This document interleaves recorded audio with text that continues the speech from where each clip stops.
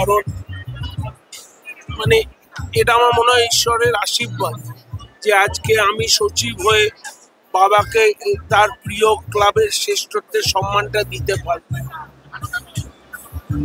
তো বাকি তো উনি যা বলেছেন, আজকের দিনটা আমার মনে হয় মানে উনি তো ক্লাবকে ভালোবেসে দিয়েছেন, ক্লাবেরও ঠিক সময় মতন আজকে এই উপযুক্ত সম্মানটা ওনার হাতেও তুলে দিলেন। 1 লক্ষ টাকার মোহনবাগান রত্ন পেয়ে আরো 4 লক্ষ টাকা দিয়ে নিজের 20তম সদস্য। টাকার হিসেবটা ব্যাপার নয়। আমাকে জিজ্ঞেস করেছিল রত্ন তো 1 লাখ টাকা পায়, আমি বললাম হ্যাঁ পাই, কিন্তু তোমার চেকটা আমরা সাইন করতে পারবো না, ওটা থাকুক, তুমি বরঞ্চ কিছু দিয়ে দিও।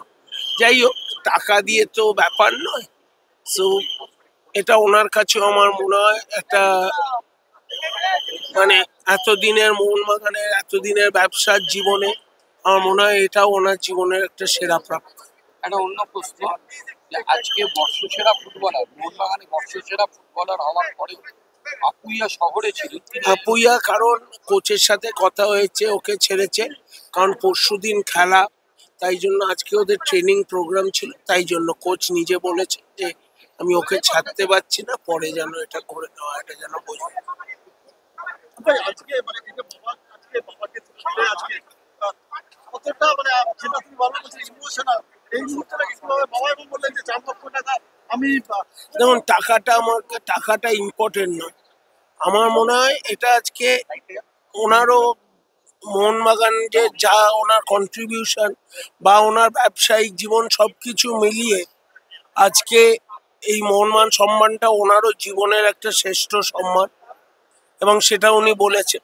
সো টাকাটা ব্যাপার না। আমায় বলেছিল মোহনবাগান রত্নরা তো 1 লাখ টাকা পায়, আমি বলেছিলাম তোমার চেক কেউ সাইন করতে সাহস করছে না, ওই ঠিক আছে আমি বুঝবো সেটা ওনার।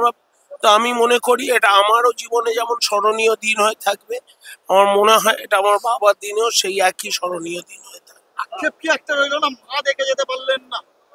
ডেফিনেটলি মা সব থেকে সাফার করেছে বাবার এই উত্থানের জন্য। সো আজকে মা দেখে গেলে ডেফিনেটলি খুশি হতো।